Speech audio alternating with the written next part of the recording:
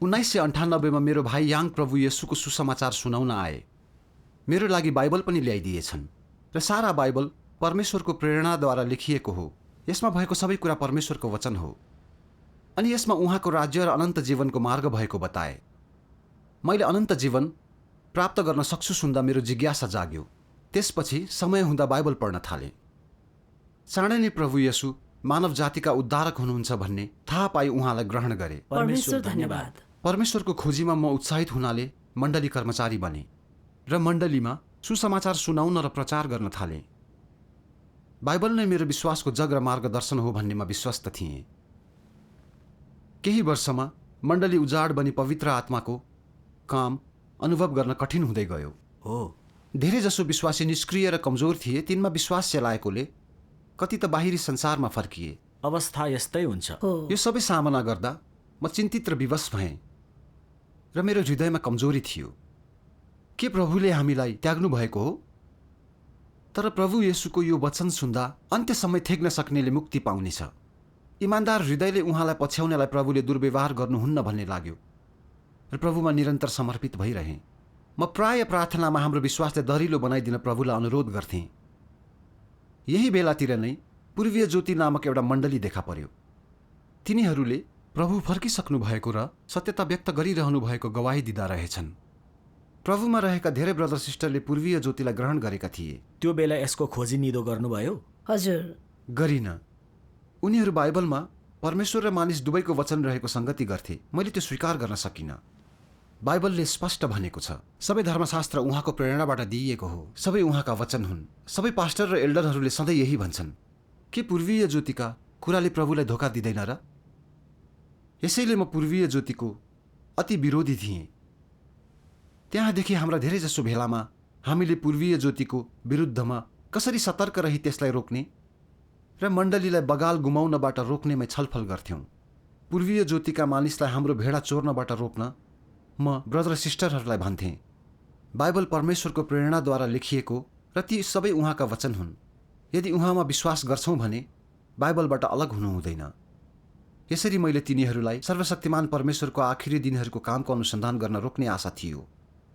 तर तिनीहरूले सर्वशक्तिमान परमेश्वरलाई स्वीकार गरिरहे।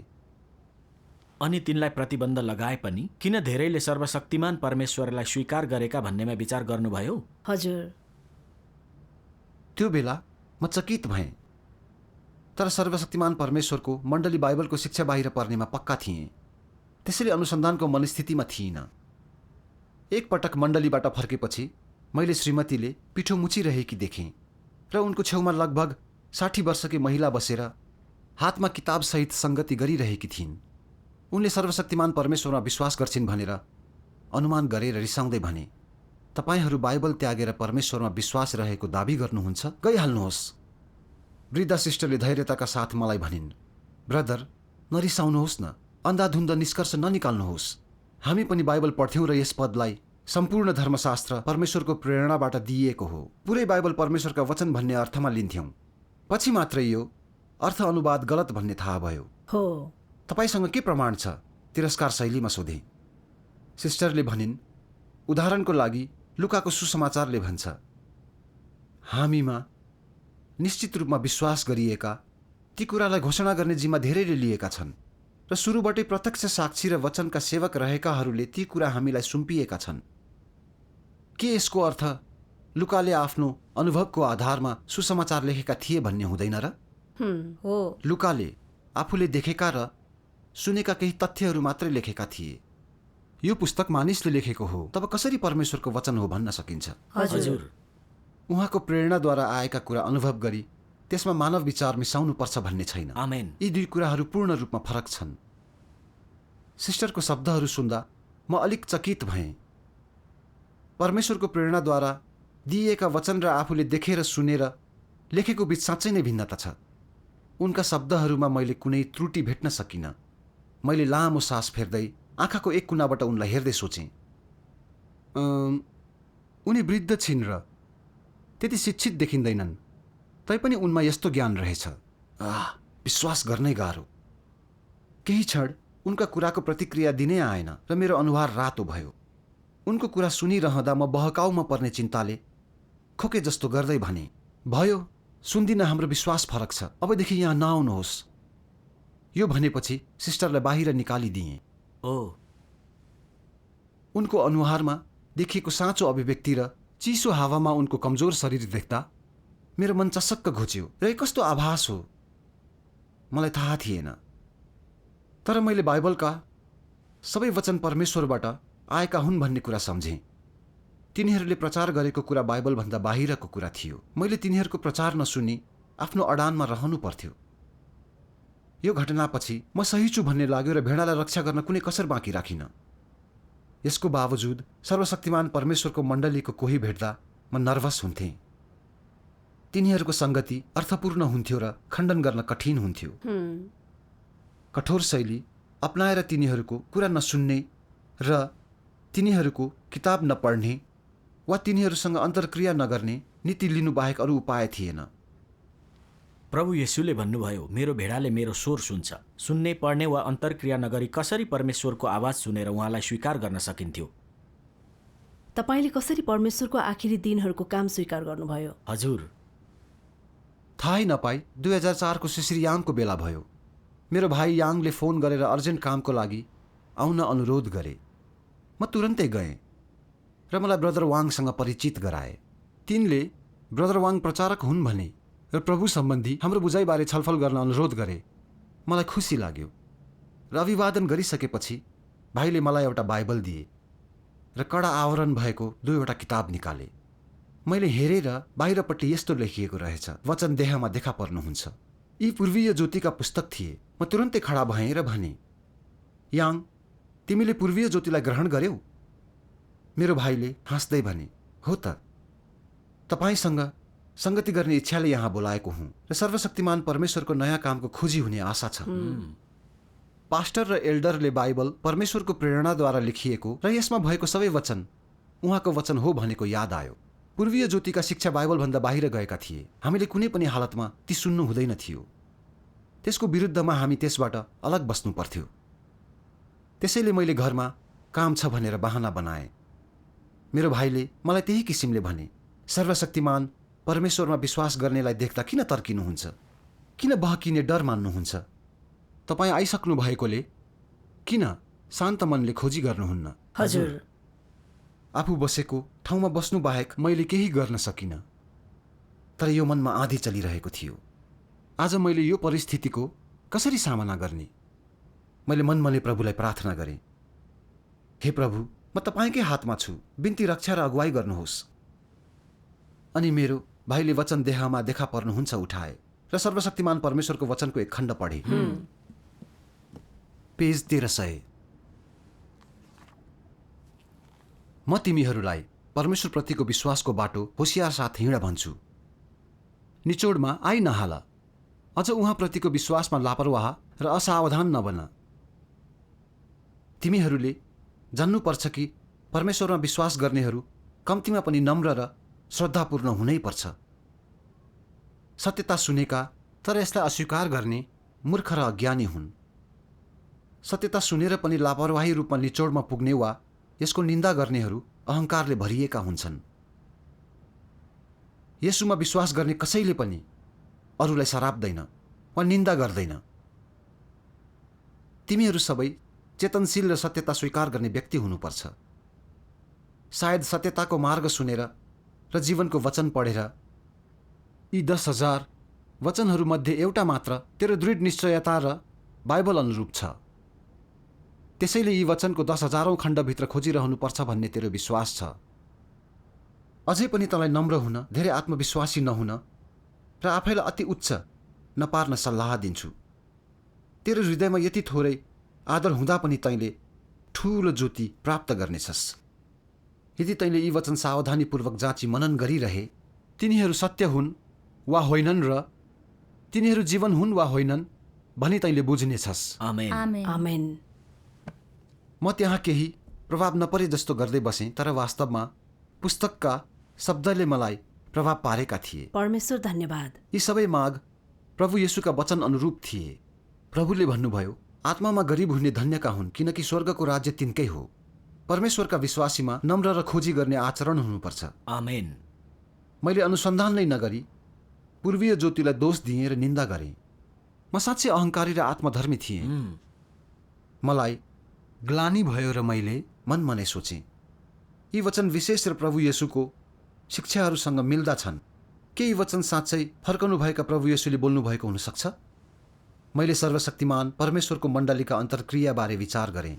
तिनीहरू इज्जतदार र धैर्य थिए, प्रेमपूर्वक सुसमाचार प्रचार गर्थे र प्रश्नहरू सम्बन्धी तिनको व्याख्या ठोस र विश्वसनीय थिए। आमेन। हो, तिनले पवित्र आत्माको काम बिना कसरी आफै प्रगति गर्न सक्थे र यसले सर्वशक्तिमान परमेश्वरको मार्ग विशेष छ भन्ने देखायो। सर्वशक्तिमान परमेश्वर नै फर्कनुभएका प्रभु येशू हुनुहुन्छ र खोजी गरिन भने के मैले प्रभुको स्वागत गर्ने मौका गुमाएर उहाँबाट इन्कार हुँदिन र? हजुर। मैले सोचेँ, म जिद्दी हुन छोडेर प्रभु आउनुभएको बारे किन खोजी नगर्ने?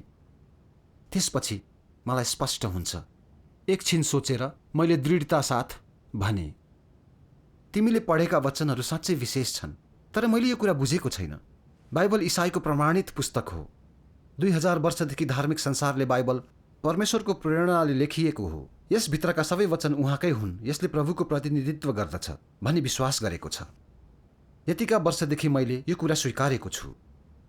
तर अहिले तिमी बाइबलमा परमेश्वर र मानिसको वचन छ भन्छौ। के यो विरोधाभास कुरा होइन र? यो त प्रभुलाई इन्कार गर्नु, पिठी फर्काउनु र घृणास्पद ईश्वर निन्दा हो। ब्रदर वाङले धैर्यताको साथ भने, के बाइबल पुरै परमेश्वरको प्रेरणाद्वारा लेखिएको कुरा वास्तविक हो? प्रभुको कुन वचनको प्रमाण छ? यो प्रश्न सुनेपछि म अवाक भएँ। ठिक भन्नुभयो, यी वचनहरू प्रभु येशूले होइन तर पावलले बोलेका हुन्। ठिक भन्नुभयो।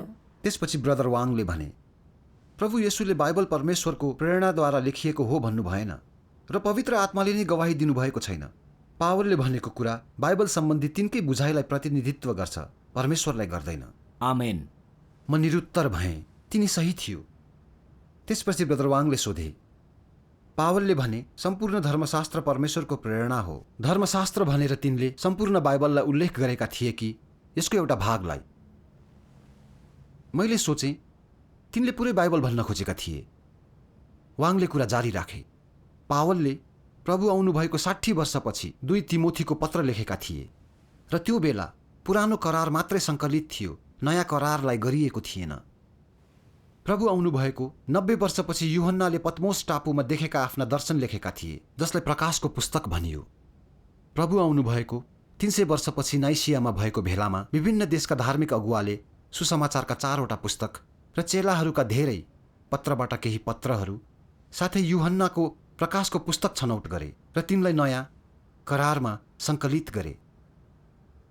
त्यसपछि तिनीहरूले पुरानो र नयाँ करारलाई एउटै पुस्तकमा जोडे, जुन हामीले पढ्ने सम्पूर्ण पुरानो र नयाँ करार हो। नयाँ करार ईस्वी सम्बत 300 पछि सङ्कलित थियो र पावलले ईस्वी सम्बत 60 पछि 2 तिमोथीको पत्र लेखेका थिए, जुन नयाँ करार सङ्कलित गर्नुभन्दा 200 वर्ष पहिले हो। यसबाट देख्न सक्छौँ कि पावलले सम्पूर्ण धर्मशास्त्र परमेश्वरको प्रेरणाबाट दिएको हो भन्दा त्यसमा नयाँ करार समावेश थिएन। यो सुनेपछि म सहमति जनाउन बाध्य भएँ र भने, यदि पावलले भनेको पवित्र शास्त्रमा नयाँ करार समावेश नभए पक्कै पुरानो करार उल्लेख गरेका हुन्। ब्रदर वाङले भने, हो, तर पुरानो करार पूर्ण रूपमा परमेश्वरको प्रेरणाद्वारा लेखिएको थिएन। सर्वशक्तिमान परमेश्वरका वचन पढेपछि यो स्पष्ट हुन्छ। पेज 859। बाइबलमा कति भाग छन् तँलाई थाहा हुनुपर्दछ। पुरानो नियममा उत्पत्ति, प्रस्थान आदि छन् र त्यहाँ अगमवक्ताले लेखेका अगमवाणीका पुस्तक पनि छन्। अन्त्यमा पुरानो नियम मलाकीको पुस्तकमा गएर समाप्त हुन्छ। अगमवाणीका यी पुस्तक बाइबलका अन्य पुस्तकभन्दा भिन्न थिए। ती त अगमवाणीको आत्मा दिइएका व्यक्तिद्वारा यहोवाबाट दर्शन वा आवाज पाएका व्यक्तिद्वारा बोलिएका वा लेखिएका वचनहरू थिए।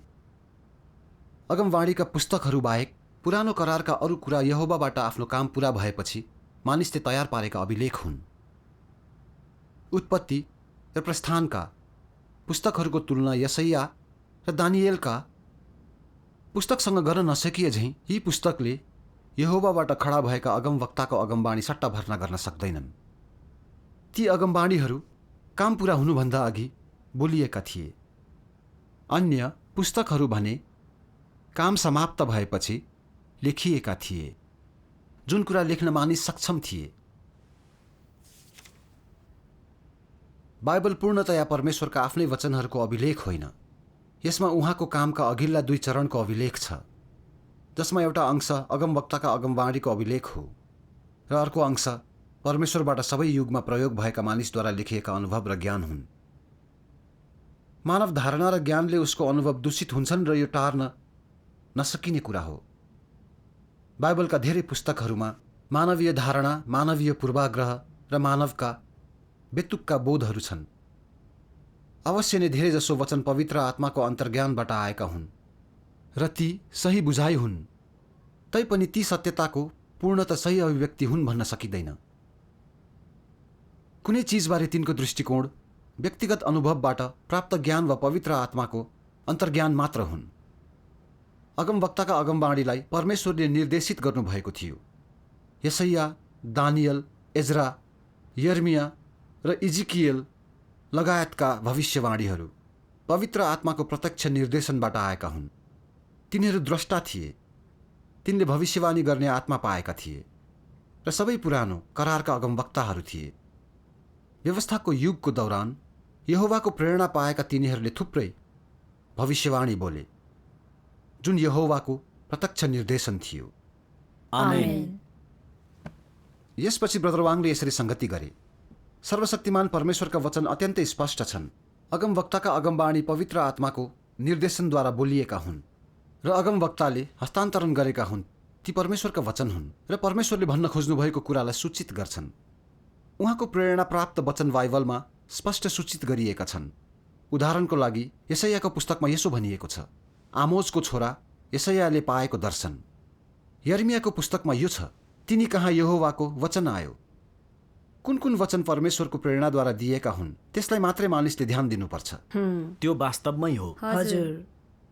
अगमवक्ताका पुस्तक बाहेक बाइबलको बाँकी भाग मानिसले परमेश्वरको काम अनुभव गरेपछि लेखेका हुन्।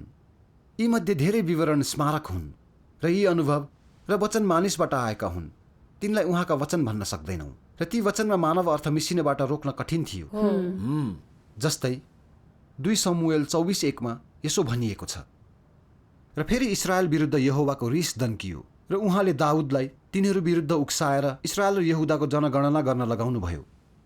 तर 1 इतिहास 21:1 यसो भनिएको छ, अनि शैतान इस्रायल विरुद्ध खडा भयो र दाउदलाई इस्रायलको जनगणना गर्न उक्सायो। यी दुवै पदमा दाउदले इस्रायलमा जनगणना गरेको विवरण छ। एउटामा यहोवा परमेश्वरले उनलाई जनगणना गर्न उत्प्रेरित गर्नुभएको भनिएको छ र अर्कोमा शैतानले दाउदलाई उक्सायो भनेर भनिएको छ। यदि यो वचन परमेश्वरद्वारा उत्प्रेरित भए कसरी यति भिन्नता हुन सक्छ? हजुर। यदि पुरानो करार उहाँको प्रेरणाद्वारा लेखिएको हो भने के एउटै घटनाबारे विवरण लेख्न उत्प्रेरित गर्दा उहाँले गल्ती गर्नुहुन्थ्यो होला? गर्नुहुने थिएन। असम्भव कुरा हो।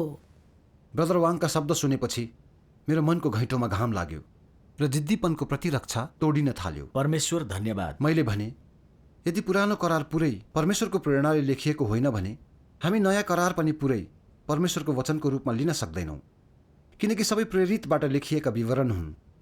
ब्रदर वाङले खुसी हुँदै भने, परमेश्वरलाई धन्यवाद होस्, तपाईँले सही बुझ्नुभयो। अनि ब्रदर वाङले भने, वास्तवमा नयाँ करारमा प्रभु येशूका वचन र प्रकाशको पुस्तकका अगमबाडी मात्र उहाँका वचन हुन्। बाँकी वचनहरू चेलाहरू, फरिसीहरू, साधारण मानिस, सिपाही र दियाबलसबाट आएका हुन्। के बाइबलमा दिइएका सबै कुरा परमेश्वरको वचन हुन् भन्नु मूर्खता होइन र? के यो ईश्वर निन्दा होइन र? हो, ठिक भन्नुभयो। ठीक भन्नुभयो। अनि ब्रदर वाङले सर्वशक्तिमान परमेश्वरको वचनको अर्को खण्ड सुनाए, पेज 869। म पढ्छु है त। हुन्छ। आज मानिस बाइबल नै परमेश्वर र परमेश्वर नै बाइबल हुनुहुन्छ भनी विश्वास गर्छन्। त्यसैले तिनीहरू बाइबलका वचन मात्र उहाँले बोल्नुभएका वचन थिए र ती सबै परमेश्वरले भन्नुभएको भनेर विश्वास गर्छन्। उहाँमा विश्वास गर्नेले यो समेत सोध्छन् कि पुरानो र नयाँ करारका 66 पुस्तक मानिसले लेखेका भए पनि ती सबै परमेश्वरका प्रेरणा थिए र पवित्र आत्माका बाणीका अभिलेख थिए। यो मानिसको गलत बुझाइ हो र यो तथ्यसँग मेल खाँदैन। वास्तवमा अगमबाणीका पुस्तक बाहेक पुरानो करारको अधिकांश भाग एक ऐतिहासिक अभिलेख हो। नयाँ करारका केही पत्रहरू मानिसको अनुभवबाट आएका हुन्, केहीमा पवित्र आत्माको अन्तर्ज्ञान छ। उदाहरणका लागि पावलका पत्र मानिसकै कामबाट आएका थिए, सबैमा पवित्र आत्माको अन्तर्ज्ञान छ। ती मण्डलीका लागि लेखिएका थिए र तिनमा दाजुभाइ दिदीबहिनीहरूका लागि उपदेश र प्रोत्साहनका शब्दहरू थिए। ती पवित्र आत्माले बोल्नुभएका वचन थिएनन्। पावल पवित्र आत्माको तर्फबाट बोल्न सक्दैनथे, न त तिनी अगमवक्ता नै थिए। तिनले यूहन्नाले देखेका दर्शनहरू देख्ने कुरा त परै जाओस्। तिनका पत्र एफिसस, फिलाडेल्फिया, गलातिया र अन्य मण्डलीको लागि लेखिएका थिए। यदि मानिसले पावलका जस्ता पत्र र शब्दलाई पवित्र आत्माका बाणीका रूपमा देख्छन् र तिनलाई परमेश्वरको रूपमा पुज्छन् भने तिनीहरू फरक छुट्याउन नसक्ने अति अविवेकी छन् भन्न सकिन्छ। अझै कठोर रूपमा बोल्दा, के यो ईश्वर निन्दा होइन र? हो। कुनै मानिस कसरी परमेश्वरको तर्फबाट बोल्न सक्छ र? कसरी मान्छेले मानव बाणी र पत्रहरूका अभिलेख सामुन्ती स्वर्गका पवित्र पुस्तक नै हुन् जस्तो गरी झुक्न सक्छ र? के कुनै मानिसले परमेश्वरका वचन यत्तिकै बोल्न सक्छ त? कुनै मानिसले कसरी परमेश्वरको तर्फबाट बोल्न सक्छ र? आमेन। आमेन। मैले जति सुने त्यति बुझ्दै गएँ, आफ्नै बारे गुनासो गरेँ। पहिले पावलले यी वचन कुन प्रसङ्गमा बोलेका हुन् भन्ने कुरा बुझेको थिइनँ। मलाई बाइबल परमेश्वरको प्रेरणाले लेखिएको र यसका सबै वचन उहाँका वचन हुन् र बाइबलमा विश्वास गर्नु उहाँमा विश्वास गर्नु लाग्थ्यो। यस्तो बुझाइ मूर्ख बुझाइ रहेछ। हजुर। मैले बाइबलमा मानिसका वचन परमेश्वरका वचन मान्न जिद्दी गरेँ र मेरो विश्वासको आधार माने। यो प्रभुको मार्ग बाहिर जाँदैन र? हो। हजारौं वर्षदेखि धार्मिक संसारले यही दृष्टिकोण राख्दै आएको छ र सम्पूर्ण बाइबल परमेश्वरको प्रेरणाले लेखिएको विश्वास गरी बाइबलमै लागिरहन्छन्। हो। यदि सर्वशक्तिमान परमेश्वरले सत्यता व्यक्त गरी बाइबलबारे खुलासा नगर्नुभएको भए हामी कोही यो धारणाबाट उम्कने थिएनौँ र बाइबललाई उहाँको वचनको रूपमा लिइरहने थियौँ। हो। अनि ब्रदर वाङले यसो भन्दै सङ्गति गरे, बाइबल परमेश्वरको कामको गवाही मात्रै हो र यो ऐतिहासिक पुस्तक हो। यो व्यवस्थाको युग र अनुग्रहको युगमा उहाँबाट भएका कामको विवरण हो। कसरी उहाँकै स्तरमा हुन्छ? हजुर। त्यसैले प्रभु येशूले फरिसीलाई यसो भनेर हप्काउनु भयो, शास्त्रमा खोज्दछौ किनकि तिनमै तिमीहरूले अनन्त जीवन पाउने सोच्दछौ, अनि मेरो गवाही दिने तिनै हुन्। अनि तिमीहरूले जीवन पाउन सक भनी तिमीहरू म कहाँ आउँदैनौ। आमेन। हो।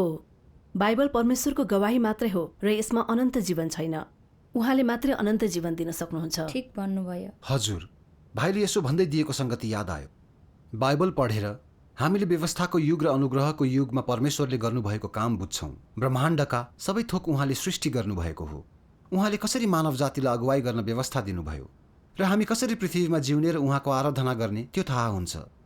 हामीलाई पाप के हो र उहाँले कस्तालाई आशिष र श्राप दिनुहुन्छ त्यो बुझ्छौँ। हामीलाई आफ्नो पाप कसरी स्वीकार गर्ने र प्रभुको अघि पश्चाताप गर्ने, कसरी नम्र, धैर्य, क्षमाशील हुने र कसरी क्रुस बोकेर प्रभुलाई पछ्याउने बारे थाहा हुन्छ।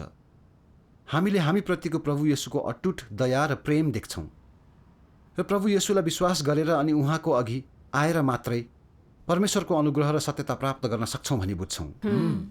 तर परमेश्वरले आखिरी दिनहरूमा कसरी सत्यताहरू व्यक्त गर्नुहुन्छ र उहाँले कसरी मानिसको भ्रष्टताको न्याय र शुद्धिकरण गरी पापको जडलाई समाधान गर्नुहुन्छ भन्नेमा हामीलाई कति पनि थाहा छैन, किनकि यी सत्यतालाई बाइबलमा समावेश गरिएका छैनन्।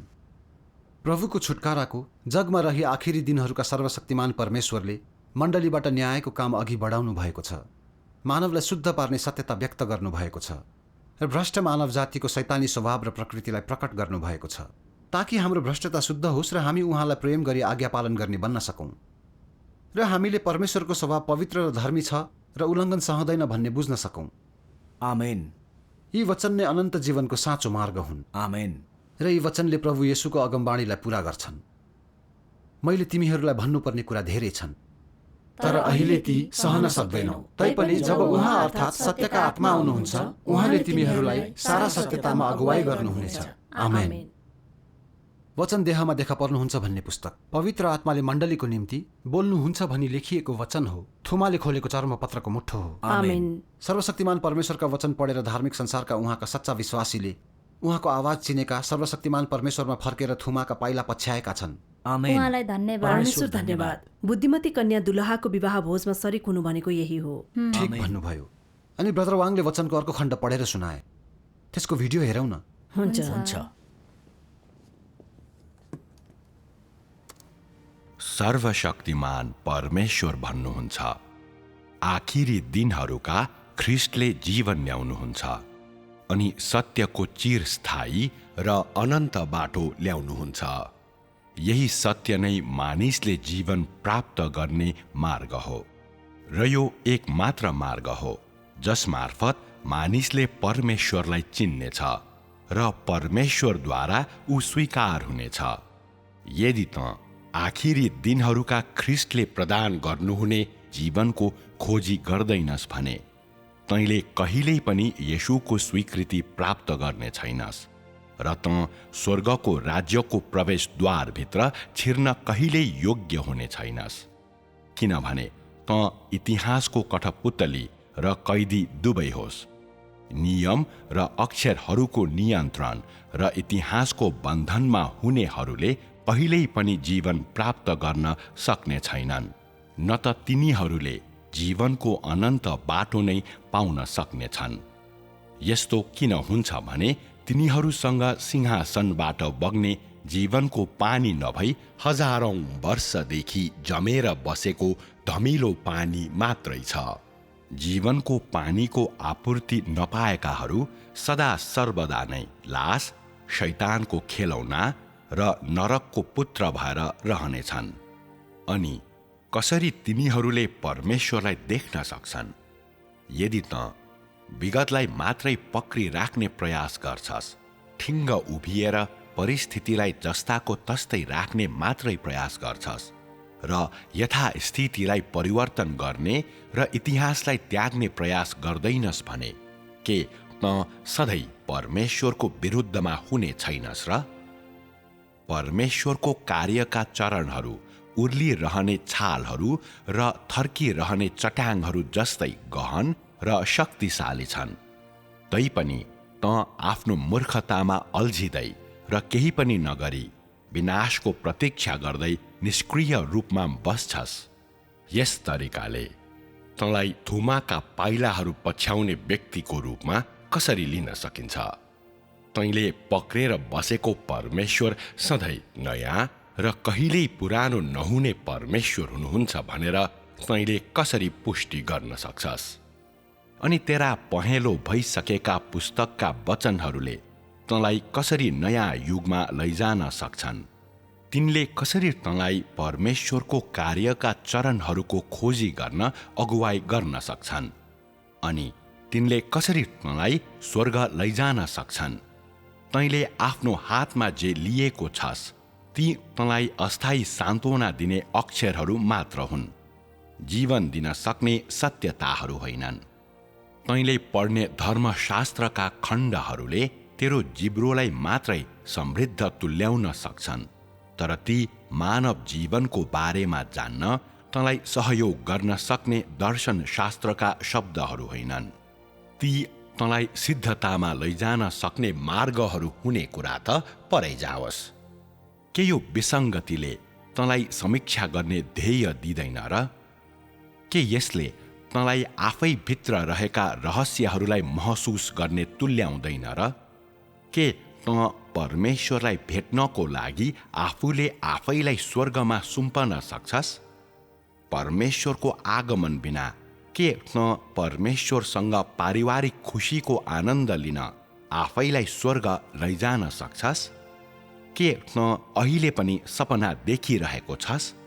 त्यसो भए मेरो सुझाव छ, त सपना देख्न छोड अनि अहिले कसले काम गरिरहनु भएको छ हेर। अहिले आखिरी दिनहरूमा मानिसलाई मुक्ति दिने काम कसले गर्दै हुनुहुन्छ जाँचेर हेर। यदि न त्यसो गर्दैनस् भने तैँले कहिल्यै सत्यता प्राप्त गर्ने छैनस् र कहिल्यै जीवन प्राप्त गर्ने छैनस्। आमेन। आमेन।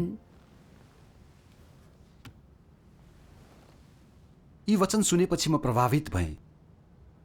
यदि म आफ्नै धार्मिक दृष्टिकोणमा लागिरहे भने अन्त्यमा छुट्टिने व्यक्ति म नै हुने थिएँ।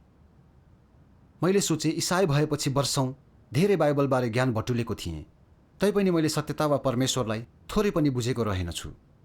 यसको विपरीत म झन अहङ्कारी बन्दै थिएँ। प्रभु फर्किसक्नु भएको थियो, तर मैले अनुसन्धान नगरेको मात्र होइन, सर्वशक्तिमान परमेश्वर उप निन्दा गर्न बाइबलका वचन प्रयोग गरेँ। म प्रभु येशूलाई विरोध गर्ने फरिसीहरू जस्तै थिएँ। म अन्धो नै थिएँ र उहाँलाई चिनेको थिइनँ।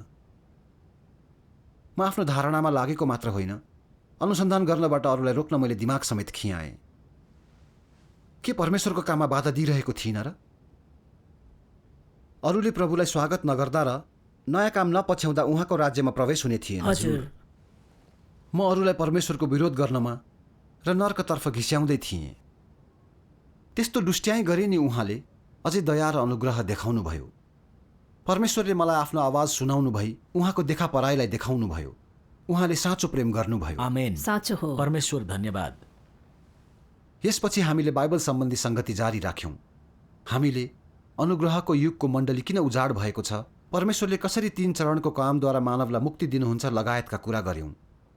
त्यसपछिको समयमा मैले सर्वशक्तिमान परमेश्वरको वचन पढेँ र आखिरी दिनहरूको काम स्वीकारेँ।